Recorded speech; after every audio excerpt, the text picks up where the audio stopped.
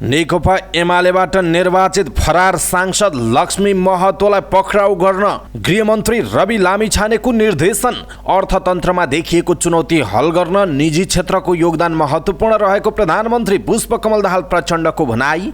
हिजोसम्म चिन्ता थियो, अब ढुक्क भए भन्दै प्रचण्डको धारणा। युवालाई रोजगारी र राजनीतिक नियुक्तिमा अधिकतम प्राथमिकता दिने प्रधानमन्त्री प्रचण्डको भनाई। सरकारले पृथ्वी जयन्तीमा सार्वजनिक बिदा दिने निर्णय गरेर राम्रो गरेको नेकपा एमालेका अध्यक्ष केपी शर्मा ओलीको भनाई। आफूलाई सुप्रिमो नठान्नुहोस् भन्दै ओलीलाई लक्षित गर्दै प्रचण्डलाई माधव नेपालको आग्रह।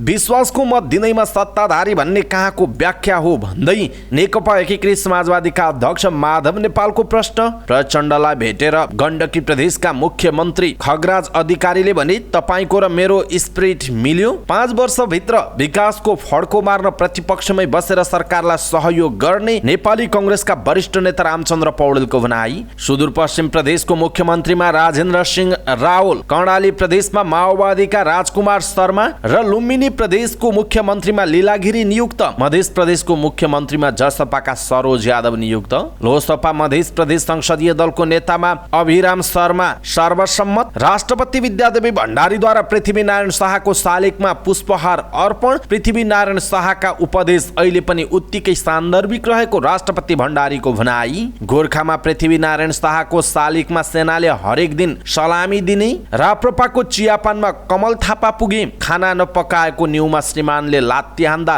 श्रीमतीको ज्यान गयो। दादुरा र रुबेला विरुद्धको खोप लगाउन स्वास्थ्य मन्त्रालयको आग्रह। नारायणी नदी क्षेत्रमा 43 प्रजातिका चरा भेटिए। 16 लाख रुपैयाँ हुण्डी रकम सहित 1 जना भारतीय नागरिक पक्राउ। मानव बेचबिखनमा संलग्न रहेको आरोपमा वीरगञ्जबाट 3 जना पक्राउ परे। पर्सामा कोइला बालेर सुतेका 2 जनाको निसासिएर ज्यान गयो। थारू समुदायले टुँडी खेलमा 2 दिन माघी महोत्सव मनाउने। यो वर्ष नेपालको आर्थिक वृद्धि दर 5.1% रहने विश्व बैंकको अनुमान। जापान र दक्षिण कोरियाका नागरिकलाई चीन प्रवेशमा प्रतिबन्ध। अमेरिकामा विमान सेवा ठप्प। पेरुमा सरकार विरोधी प्रदर्शनमा 17 जनाको ज्यान गयो।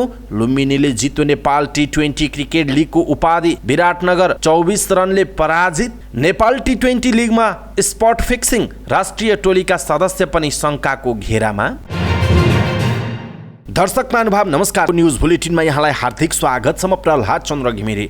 आज मिति विक्रम सम्वत 2079 साल पुसको 28 गते बिहीबार ईस्वी सन् 2023 जनवरी 12 तारिक। सदाको झैं आज पनि हामी उपस्थित भएका छौं। आजका महत्त्वपूर्ण समाचार, ब्रेकिङ न्यूज अपडेट लगायत तपाईलाई काम लाग्ने हेर्नै पर्ने महत्त्वपूर्ण खबरहरू लिएर हामीलाई अन्तिमसम्म हेर्नुहोला। हाम्रो मेहनतका लागि यो भिडियोमा एउटा लाइक अवश्य गर्नुहोला। दर्शक महानुभाव, पलपलको न्यूज अपडेटका लागि हाम्रो च्यानललाई तपाईले अहिलेसम्म सब्स्क्राइब गर्नुभएको छैन भने कृपया सब्स्क्राइब गर्नुहोस् अनि नजिकै आउने बेल आइकनलाई क्लिक गर्नुहोला। दैनिक रूपमा हेर्नुहुन्छ भने रेगुलर भनेर लेख्नुहोला। आज पहिलोचोटि हो भने फर्स्ट टाइम भनेर लेख्नुहोला। देशभित्र हुनुहुन्छ भने आफू रहेको गाउँठाउँ सहर जिल्लाको नाम, विदेशमा हुनुहुन्छ भने कुन देशबाट हेर्नु भएको छ त्यो कुरा तलको कमेन्ट बक्समा कमेन्ट गर्नुहोला। आउनुहोस् दर्शक महानुभाव, आजका महत्त्वपूर्ण समाचार सुरु गरौँ। फरार सांसद महतोलाई पक्राउ गर्न निर्देशन दिएको रवि लामिछानेको भनाइको प्रसङ्गबाट। उपप्रधानमन्त्री तथा गृहमन्त्री रवि लामिछानेले नेकपा एमालेबाट निर्वाचित सांसद लक्ष्मी महतोलाई पक्राउ गर्न प्रहरीलाई निर्देशन दिएको बताउनु भएको छ। राष्ट्रिय प्रजातन्त्र पार्टीले आयोजना गरेको चियापान कार्यक्रममा पत्रकारहरूले सोधेको प्रश्नको जवाफ दिँदै उहाँले फौजदारी मुद्दाका आरोपी सांसद महतोलाई पक्राउ गर्न प्रहरीलाई निर्देशन दिइसकेको बताउनुभयो। प्रधानमन्त्री पुष्पकमल दाहाल प्रचण्डले विश्वासको मत लिँदा सांसद महतो प्रतिनिधि सभा बैठकमा सहभागी भई प्रधानमन्त्रीको पक्षमा मत दिनुभएको थियो। पत्रकारहरूले गृहमन्त्री लामिछानेलाई फरार अभियुक्त संसदमै उपस्थित हुँदा पनि किन पक्राउ गर्न सक्नु भएन भनी प्रश्न गरेका थिए। जवाफमा उहाँले भन्नुभयो, मैले देखिन, पछि सञ्चार माध्यमबाट थाहा पाएपछि आइजिपीलाई फोन गरेर पक्राउ गर्न निर्देशन दिइसकेको छु, उहाँको भनाइ छ। मधेस आन्दोलनका क्रममा असहित थमन विकलाई घाइते अवस्थामा एम्बुलेन्सबाट निकालेर हत्या गरेको घटनामा सांसद महतो पनि आरोपित रहनु भएको छ। प्रधानमन्त्री पुष्पकमल दाहाल प्रचण्डले अर्थतन्त्रमा देखिएको चुनौती हल गर्न निजी क्षेत्रको योगदान महत्त्वपूर्ण हुने बताउनु भएको छ। नेपाल उद्योग वाणिज्य सङ्घ गोर्खाले आयोजना गरेको गोर्खा महोत्सवमा सम्बोधन गर्दै प्रधानमन्त्री प्रचण्डले अर्थतन्त्रलाई गति दिन सार्वजनिक निजी क्षेत्रको सहकार्य अनिवार्य रहेकोमा जोड दिनुभयो। प्रधानमन्त्री भएपछि मन्त्री परिषदको पहिलो बैठकबाट नै अर्थतन्त्रमा सुधारका निम्ति लिनुपर्ने नीति र उपायका बारेमा गम्भीर छलफल भएको बताउँदै उहाँले अर्थतन्त्रको विकासका लागि निजी क्षेत्रको प्रगति र योगदान आवश्यक रहेको बताउनुभयो। आर्थिक विकासका चुनौती हल गर्दै सामाजिक न्यायको प्रत्याभूति, सुशासन र समृद्धि हासिल गर्न सम्बन्धित संसदमा समेत प्रतिबद्धता व्यक्त गरेको उहाँले स्मरण गराउनु भएको छ। गोर्खाका नागरिकले दिएको मतले प्रधानमन्त्री बन्न सफल भएकोमा आभार व्यक्त गर्दै प्रधानमन्त्री प्रचण्डले चुनावी प्रतिबद्धता अनुसार जिल्लाको विकासका लागि प्रतिबद्ध रहेको पनि बताउनु भएको छ। यसैबीच प्रधानमन्त्री पुष्पकमल दाहाल प्रचण्डले विश्वासको मत पाएपछि ढुक्क भएको बताउनुभयो। गोर्खा महोत्सवको उद्घाटन गर्दै उहाँले आफूले सोचे जस्तै विश्वासको मत पाएको बताउनु भएको हो। कतै राजनैतिक दलबीच विभाजन भयो, उनीहरू बीच प्रतिबद्धता र विश्वासमा एकरूपता आएन भने अप्ठ्यारो पो हुने हो कि भनेर हिजोसम्म मलाई अलिकति चिन्ता थियो उहाँले भन्नुभएको छ। उहाँले राष्ट्रिय सहमतिको प्रधानमन्त्रीको रूपमा काम गर्न आफूले पाएको अवसर चुनौतीपूर्ण रहेको समेत बताउनु भएको छ। गोर्खाले प्रधानमन्त्री र भौतिक पूर्वाधार तथा यातायात मन्त्री पाउनु गोर्खाकै लागि गौरवको विषय रहेको पनि उहाँले बताउनु भएको छ। उहाँले भन्नुभएको छ अब छिट्टै प्रदेश सरकार पनि गठन हुँदैछ, प्रदेशमा पनि गोर्खाबाट मन्त्री हुने सम्भावना छ। केन्द्रमा प्रधानमन्त्री पनि गोर्खाबाट, भौतिक पूर्वाधार मन्त्री पनि गोर्खाबाट अनि प्रदेशमा पनि मन्त्री हुनु यो एउटा दुर्लभ पाइने अवसर हो उहाँको भनाइ छ। निर्वाचनको दौरान आफूले गरेका बाचा र प्रतिबद्धताहरूको मात्रै सम्झना रहेको बताउँदै उहाँले पूरा गर्नका लागि सकारात्मक भूमिका निर्वाह गर्ने बताउनुभयो। पृथ्वी जयन्ती ऐतिहासिक र दूरगामी महत्त्वका दिन भएकोले क्याबिनेटबाट सार्वजनिक बिदा दिने निर्णय गरिएको पनि उहाँले बताउनुभयो। यसले सिङ्गो राष्ट्र र नेपाली जनतासँगै गोर्खा र गोर्खाली जनताको पनि सम्मान भएको उहाँको भनाइरहेको छ। प्रधानमन्त्री पुष्पकमल दाहाल प्रचण्डले युवालाई रोजगारी र राजनीतिक नियुक्तिहरूमा अधिकतम प्राथमिकता दिने बताउनु भएको छ। काठमाडौँमा यङ कम्युनिस्ट लीग YCL नेपालको तेस्रो पूर्ण बैठकलाई सम्बोधन गर्दै प्रधानमन्त्री प्रचण्डले सरकारले युवालाई रोजगारी र राजनीतिक नियुक्तिहरूमा उच्च प्राथमिकता दिने बताउनु भएको हो। उहाँले सरकार र नेकपा माओवादी केन्द्र पार्टीलाई युवाको धेरै मद्दत चाहिएको पनि बताउनुभयो। प्रतिक्रियावादीहरूको घेराबन्दीलाई चिरेर सरकारको नेतृत्व गर्न पुगेको भन्दै यो सफलतालाई कम आँक्न नहुने पनि उहाँको भनाइ छ। प्रचण्डले आफ्नो सङ्गठनलाई यो बनाएर अगाडि बढ्न युवालाई निर्देशन दिनुभयो। सरकारले नागरिकको विकास र समृद्धिको आकांक्षालाई पूरा गर्ने उहाँले बताउनु भएको छ। सत्तारूढ प्रमुख घटक नेकपा एमालेका अध्यक्ष एवं पूर्व प्रधानमन्त्री केपी शर्मा ओलीले सरकारले पृथ्वी जयन्तीमा सार्वजनिक बिदा दिने निर्णय गरेर राम्रो गरेको टिप्पणी गर्नुभएको छ। राष्ट्रिय प्रजातन्त्र पार्टीले पृथ्वी जयन्तीको अवसर पारेर काठमाडौँमा आयोजना गरेको चियापान कार्यक्रमपछि सञ्चारकर्मीहरूमाझ उहाँले यस्तो प्रतिक्रिया दिनुभएको हो। अध्यक्ष ओलीले नेपालको एकीकरण गरेर पृथ्वीनारायण शाहले सिङ्गो देशलाई एकताबद्ध गर्नुभएको स्मरण समेत गराउनु भएको छ। उहाँले भन्नुभएको छ पृथ्वीनारायण शाहले देशलाई एकीकरण गर्ने सन्दर्भमा जुन अगुवाई गर्नुभयो, जुन नेतृत्व गर्नुभयो र देश एकीकृत भयो, एकीकरण भयो, एउटा देश भयो, नेपाल भयो, हामी नेपाली भयौँ। त्यसकारण पृथ्वीनारायण शाहको जन्मदिनको खुसियालीमा सरकारले बिदा दियौँ। पहिलो पटक होला यो सन्दर्भमा उहाँको भनाइ छ। सरकारले पृथ्वी जयन्तीको अवसर पारेर सार्वजनिक बिदा दिएको थियो। सत्तारूढ राष्ट्रिय प्रजातन्त्र पार्टीले सरकारलाई विश्वासको मत दिन पृथ्वी जयन्तीमा सरकारले सार्वजनिक बिदा दिनुपर्ने शर्त समेत राखेको थियो। नेकपा एकीकृत समाजवादीका अध्यक्ष माधव नेपालले आफैलाई सर्वेसर्वा ठान्ने केपी ओली प्रवृत्ति रहेको भन्दै त्यसको पछि नलाग्न प्रधानमन्त्री पुष्पकमल दाहाल प्रचण्डलाई आग्रह गर्नुभएको छ। प्रतिनिधि सभा विघटन गर्न नहुने संविधानको व्यवस्थालाई अझै स्वीकार नगर्ने ओलीले आफूलाई सुप्रिमो ठान्ने गरेको उल्लेख गर्दै उहाँले त्यस्तो नहुन प्रधानमन्त्री प्रचण्डको ध्यान आकर्षण गराउनु भएको हो। उहाँले प्रतिनिधि सभा विघटन गर्न नमिल्ने संविधानको व्यवस्था भए पनि ओलीले आफूले ठिक गरेको भनेर अझै पनि अहङ्कार प्रस्तुत गरिरहेको भन्दै आपत्ति समेत जनाउनुभयो। पार्टी निकट विद्यार्थी संगठन अनि राजसभाले काठमाडौँमा आयोजना गरेको एक कार्यक्रममा बोल्दै अध्यक्ष नेपालले भ्रष्टाचार नियन्त्रण गर्ने, विकास निर्माणको कामलाई गति दिने आशा र अपेक्षासहित आफ्नो पार्टीले प्रधानमन्त्री पुष्पकमल दाहाल प्रचण्डलाई 15 बुँदे शर्तसहित विश्वासको मत दिएको पनि स्पष्ट पार्नु भएको छ। नेकपा एकीकृत समाजवादीका अध्यक्ष माधव नेपालले प्रधानमन्त्रीलाई विश्वासको मत दिँदैमा सत्ता पक्षको नहुने जिकिर गर्नु भएको छ। पार्टीको विद्यार्थी संगठनले गरेको कार्यक्रममा उहाँले विश्वासको मत दिने पार्टी सत्तारूढ हुने कहाँको व्यवस्था हो आफूले बुझ्न नसकेको भनी टिप्पणी गर्नुभयो। उहाँले 2051 सालमा पनि नेकपा एमालेको सरकारलाई कांग्रेसले विश्वासको मत दिएर प्रतिपक्षमा बसेको स्मरण गर्नुभएको छ। उहाँले भन्नुभएको छ विश्वासको मत दिए पनि नेपाली कांग्रेस प्रतिपक्षमा नै बसेको थियो। हाम्रो विगतको अनुभव छैन अनि के यो नयाँ संविधानले त्यो व्याख्यालाई गलत हो भन्ने कुरा अगाडि सारेको छ उहाँको प्रश्न छ। अध्यक्ष नेपालले आफूले प्रधानमन्त्री प्रचण्डलाई शङ्काको लाभ दिएको बताउनु भएको छ। उहाँले प्रधानमन्त्रीलाई एमाले अध्यक्ष केपी शर्मा ओली जस्तो अहङ्कार प्रदर्शन नगर्न पनि आग्रह गर्नुभएको छ। गण्डकी प्रदेशका मुख्यमन्त्री खगराज अधिकारीले प्रधानमन्त्री पुष्पकमल दाहाल प्रचण्डसँग भेट वार्ता गर्नुभएको छ। प्रधानमन्त्री निवास बालुवाटारमा भएको भेटमा संघीयतालाई बलियो बनाउने बारे कुराकानी भएको मुख्यमन्त्री अधिकारीले बताउनु भएको छ। प्रचण्डसँगको भेटमा भएको छलफलबारे जानकारी दिँदै उहाँले भन्नुभएको छ, काम गर्ने सवालमा तपाईँको र मेरो स्पिरिट मिलेको छ। केन्द्र सरकार तपाईँ हाँक्नुहोस्, प्रदेश म हाँक्छु भने उहाँको भनाइ छ। भेटका अवसरमा संघीयताको मर्मअनुसार काम गर्ने बारे पनि कुराकानी भएको अधिकारीले बताउनु भएको छ। नेपाली कांग्रेसका वरिष्ठ नेता रामचन्द्र पौडेलले आफ्नो पार्टी सरकारमा सहभागी नहुने बताउनुभयो। पृथ्वी जयन्तीको अवसर पारेर राष्ट्रिय प्रजातन्त्र पार्टीले काठमाडौँमा आयोजना गरेको चियापान कार्यक्रममा सञ्चारकर्मीले राखेका जिज्ञासाको जवाब दिने क्रममा उहाँले यस्तो बताउनु भएको हो। वरिष्ठ नेता पौडेलले 5 वर्षभित्र देशमा धेरै ठूलो विकासमा फड्को मार्ने गरी काम गर्न प्रतिपक्षमै बसेर सरकारलाई सहयोग गर्न आफ्नो पार्टीले विश्वासको मत दिएको बताउनु भएको छ।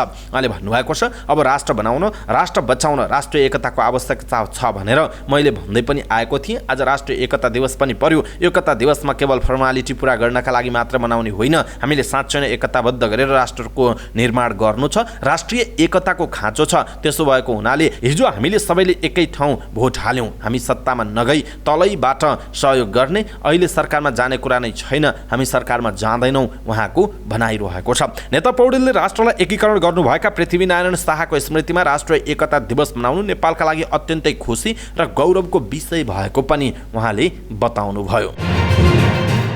सुदूरपश्चिम प्रदेश सरकारको मुख्यमन्त्रीमा नेकपा एमालेका राजेन्द्र सिंह रावल नियुक्त हुनुभएको छ। एमालेका 10, माओवादी केन्द्रका 11, नागरिक उन्मुक्ति पार्टीका 7 र राप्रपाका 1 जना गरी 29 जना सांसदको समर्थन पाउनुभएका रावललाई प्रदेश प्रमुख देवराज जोशीले मुख्यमन्त्रीमा नियुक्त गर्नुभएको हो।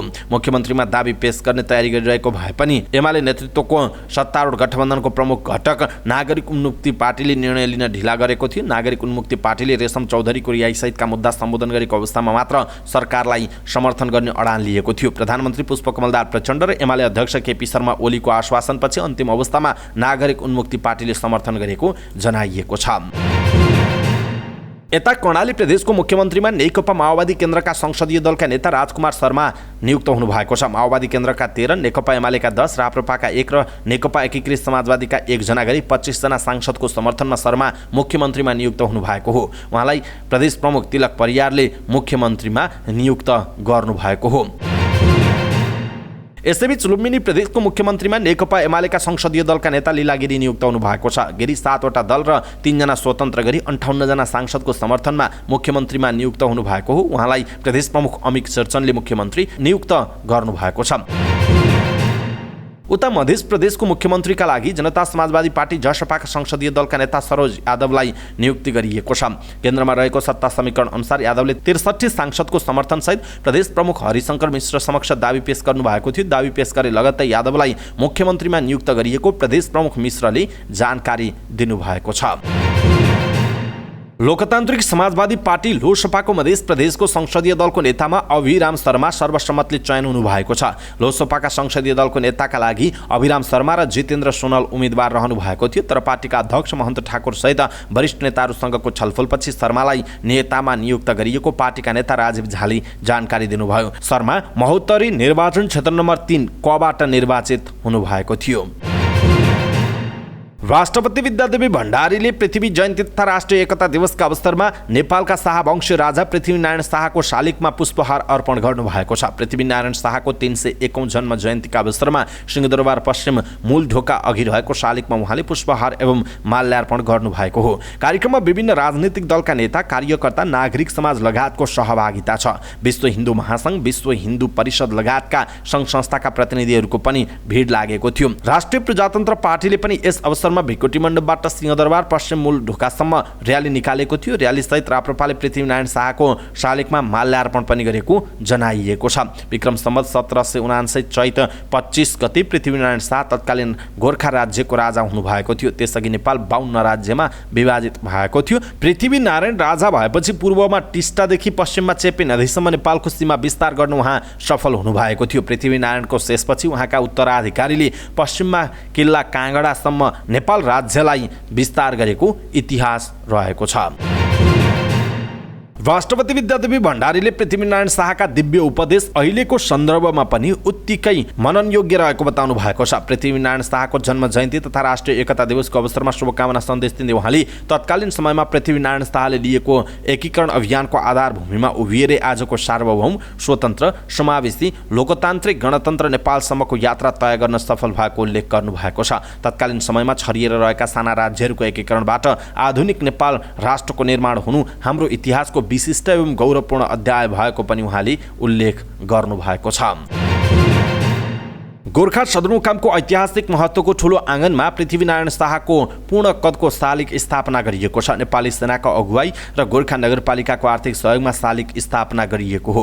पृथ्वीनारायणको शालिगको नेपाली सेनाका प्रधान सेनापति प्रभुराम शर्माले अनावरण गर्नुभयो। कार्यक्रममा सेना प्रमुख सहित अन्य 3वटा सुरक्षा निकायका प्रमुखको पनि सहभागिता थियो। शालिगमा अब हरेक दिन नेपाली सेनाले सलामी दिने जनाइएको छ। नेपाल एकीकरणको जग तथा राष्ट्र निर्माता पृथ्वीनारायण शाहको जन्मस्थल गोर्खामा उहाँको योगदानको कदर गर्दै 301औं पृथ्वी जयन्तीको अवसरमा गोर्खा नगरपालिका 6 को ठुलो आँगनमा सलामी अर्पण सुरु गरिएको गोर्खामा रहेको नेपाली सेनाको रिपुमर्दन गणका गणपति हेमराज विष्टले बताउनुभयो। यस कार्यक्रम अन्तर्गत पृथ्वीनारायण शाहको पालाका सेनाको झल्को दिने गरी कालो दौरा सुरुवाल र परम्परागत हात हतियारमा सजिएका नेपाली सेनाको टोलीले हरेक दिन बिहान सूर्योदय र साँझ सूर्यास्तका बेला सलामी अर्पण गर्नेछ। त्यही टोलीले परेड पनि प्रदर्शन गर्ने गणपति विष्टले बताउनुभयो। सेनाले हरेक वर्ष पृथ्वी जयन्तीमा देशैभर राष्ट्र निर्मातालाई सलामी अर्पण गर्दै आएको छ।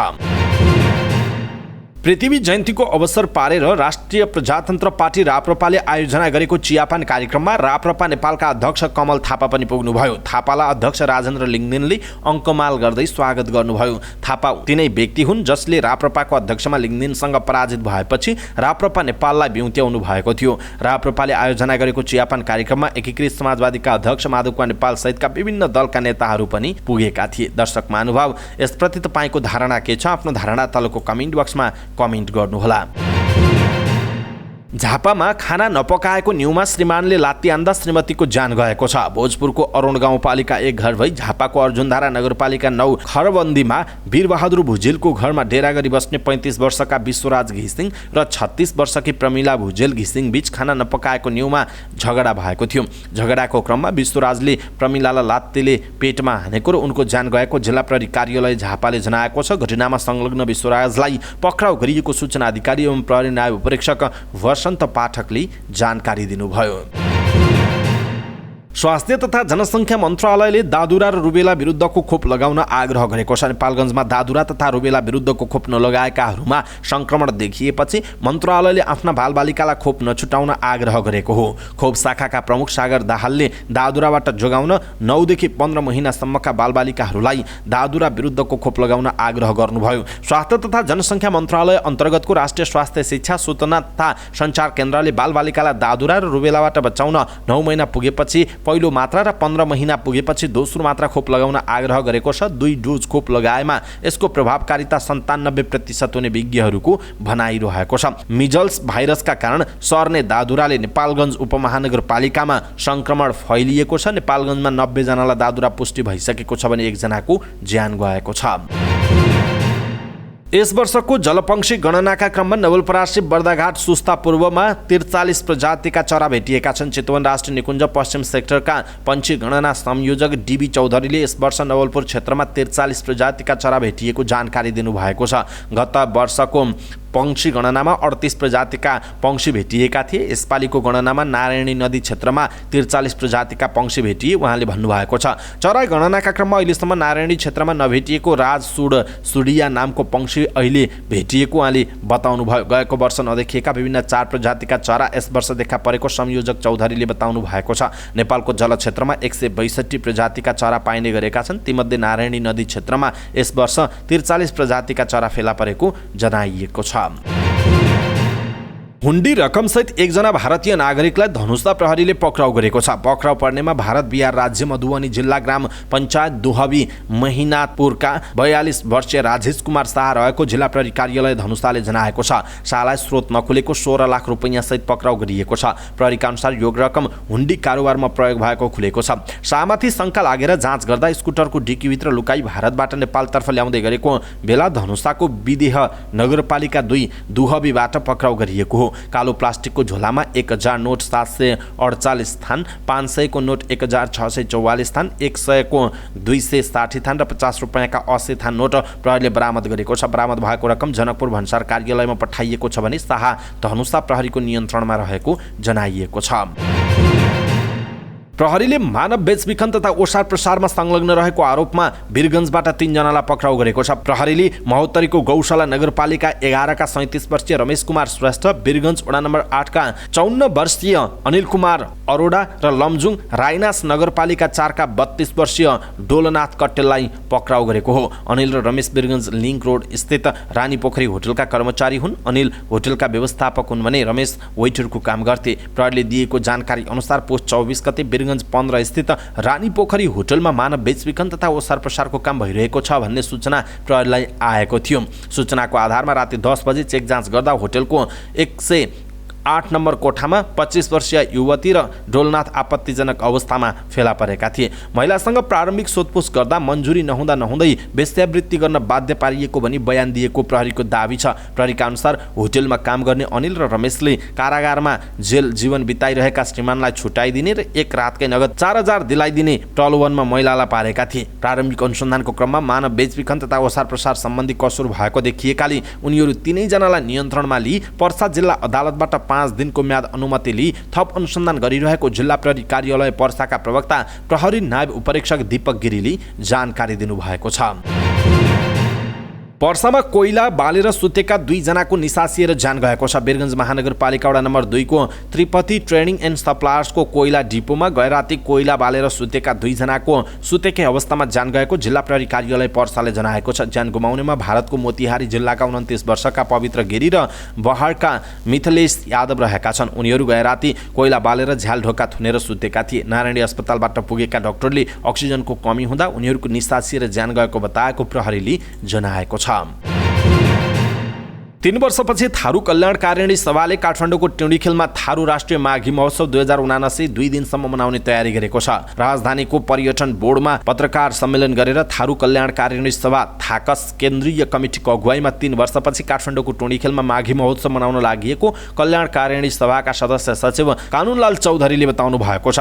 2059 सालदेखि काठमाडौँमा माघी महोत्सव मनाउँदै आएका छौँ। उहाँले भन्नुभयो, थारू समुदायको नयाँ वर्ष भएकाले थारू भाषा, संस्कृति र जनचेतनाका लागि 2 दिन महोत्सव मनाउने निर्णय गरेका हौँ। कोरोना कहरका कारण थाकसले हलमा 3 वर्षसम्म मनाउन पर्यो, तर यस वर्ष टोडीखेलमा भव्यताका साथ मनाउने तयारी गरेका छौँ, उहाँको भनाइ छ। यसअघि देशभर कोरोना संक्रमणका कारण 2 पटक तमु बौद्धको हल र 1 पटक टोडीखेल मैदानमा विवाद हुँदा चावेलको चुच्चे पाटेमा थाकसले माघी महोत्सव मनाएको थियो। यस पटक भने माघी महोत्सव 2079 पुसको 30 गते र माघको 1 गते टोडीखेलमा हुँदैछ।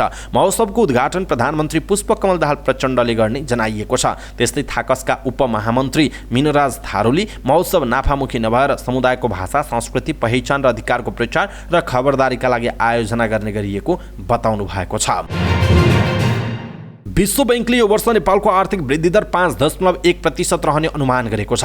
सन् 2023 को पहिलो प्रक्षेपण सार्वजनिक गर्दै विश्व बैंकले नेपालको आर्थिक वृद्धि दरमा धेरै फरक नपर्ने जनाएको हो। अघिल्लो वर्ष नेपालको आर्थिक वृद्धि दर 5.8% रहेको विश्व बैंकको अनुमान छ। त्यस्तै सन् 2024 मा नेपालको आर्थिक वृद्धि दर 4.9% रहने विश्व बैंकको अनुमान छ। कोरोना महामारीको प्रभावसँगै रुस युक्रेन युद्धका कारण विश्व अर्थतन्त्रमा गहिरो मन्दी देखिने र यसको प्रभाव लामो समयसम्म रहने विश्व बैंकको प्रक्षेपण बीच नेपालको अर्थतन्त्र पनि स्थिर रहने देखिएको छ। विश्व बैंकका अनुसार सन् 2023 मा विश्वको आर्थिक वृद्धि दर 1.7% मा सीमित हुनेछ।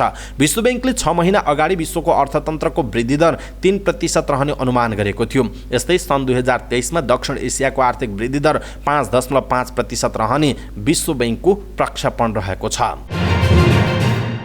चीनले दक्षिण कोरिया र जापानका नागरिकलाई प्रवेशका लागि प्रतिबन्ध लगाएको छ। चीनले दक्षिण कोरिया र जापानका नागरिकका लागि छोटो समयको भिजा जारी गर्न बन्द गरेको छ। कोरोना भाइरस संक्रमणको नाममा चिनिया नागरिकमाथि ती देशहरूले विभेद गरेको भन्दै चीनले यस्तो कदम चालेको बीबीसीले उल्लेख गरेको छ। पछिल्लो समय चीनमा कोरोना बढेपछि दक्षिण कोरिया, जापान, अमेरिका लगायतका देशले चिनिया नागरिकमाथि कडा निगरानी गर्नुका साथै यात्रामा रोक लगाएका छन्। शून्य कोभिड नीतिबाट पछाडि हटेसँगै चीनमा कोरोना संक्रमण फैलिएको छ। चीनमा नयाँ सब भेरिएन्ट BF7 तीव्र रूपमा फैलिएको र त्यसका कारण अस्पतालमा सघन उपचार कक्ष भरिएको विश्व स्वास्थ्य संगठन WHO ले बताउँदै आएको छ। अमेरिकामा विमान सेवा ठप्प भएको छ। फेडरल एभिएसन एडमिनिस्ट्रेसनको कम्प्युटर सिस्टममा गडबडी हुँदा सबै विमान रोकिएको बीबीसीले जनाएको छ। फेडरल एभिएसन एडमिनिस्ट्रेसन AFA का अनुसार कम्प्युटर सिस्टममा देखिएको गडबडी ठिक गर्ने प्रयास भएको छ। पाइलटलाई आफ्नो रुटमा कुनै खतराको आशंका हुँदा अलर्ट पठाउने सिस्टममा गडबडी हुँदा समस्या आएको हो। पुरै देशको एयर स्पेसमा असर पुगेको AFA ले जनाएको छ। पेरुमा सरकार विरोधी प्रदर्शनमा कम्तीमा पनि 17 जनाको ज्यान गएको छ। दक्षिण पूर्वी पेरुको जुलियाका विमानस्थल नजिकै भएको पछिल्लो झडपमा कम्तीमा 17 जनाको ज्यान गएको उल्लेख छ। पेरुका राष्ट्रपति डिना बोलुआर्टेको राजीनामा माग गर्दै सरकार विरोधी प्रदर्शन भइरहेको छ। गएको डिसेम्बर पहिलो हप्ता तत्कालीन राष्ट्रपति पेड्रो कास्टिलोलाई हटाएर हिरासतमा राखिएसँगै त्यहाँ विरोध सुरु भएको थियो। प्रदर्शनकारीले विभिन्न किसिमका नाकाबन्दी समेत गरेका छन्। उनीहरूको माग हिरासतमा राखिएका पूर्व राष्ट्रपति कास्टिलोको रिहाई, राष्ट्रपति बोलुआर्टेको राजीनामा र नयाँ चुनावका लागि आह्वान रहेको समाचार संस्था अल जजिराले जनाएको छ। नयाँ राष्ट्रपति डिना बोलुआर्टेले सन् 2024 मा चुनाव गर्ने प्रतिबद्धता व्यक्त गरेका छन्, तर विरोध प्रदर्शन कायमै रहेको जनाइएको छ।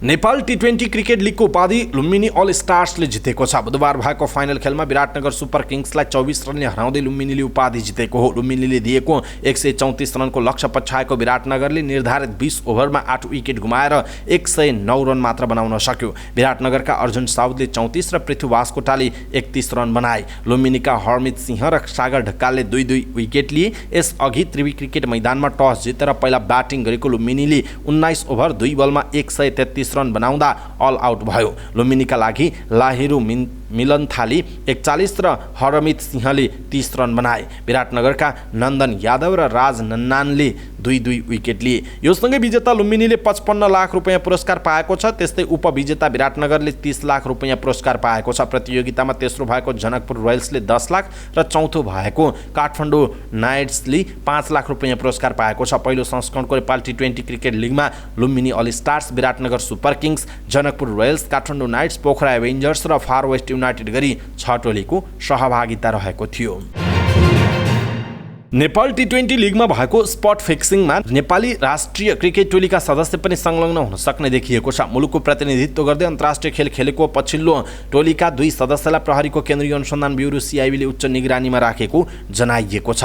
ब्युरो स्रोतका अनुसार उनीहरूसहित केही खेलाडीहरूको प्रहरीले बयान लिइसकेको छ। यसमा खेलाडी मात्र नभई T20 लिगमा सहभागी टिमका अफिसियलहरू पनि संलग्न देखिएको ब्युरो उच्च स्रोतले जनाएको छ। अधिकृतहरूका अनुसार CIB ले गरेको अनुसन्धानका क्रममा निर्धारित खेलका गतिविधिका बलमा नतिजा हेरफेर हुने गरी केही खेलाडीहरू लेनदेन गरेको तथ्यहरू फेला परेको जनाइएको छ। केही खेलाडीसम्म शङ्कास्पद रकम पुगेको देखिएको अधिकृतहरूले बताएका छन्। यो कार्यमा नेपालका पूर्व राष्ट्रिय खेलाडीको समेत संलग्नता देखिएको प्रहरीको भनाइ छ। अनुसन्धान समिति स्रोतका अनुसार यसरी दिएको रकम 10 लाख रुपैयाँ भन्दा तल छ। प्रकरणमा अन्तर्राष्ट्रिय क्रिकेट काउन्सिल ICC को एन्टी करप्सन युनिट ACU ले पनि छुट्टै छानबिन गरिरहेको छ। ICC को छानबिन खेलको प्राविधिक विषयमा बढी केन्द्रित रहेको स्रोतले जनाएको छ।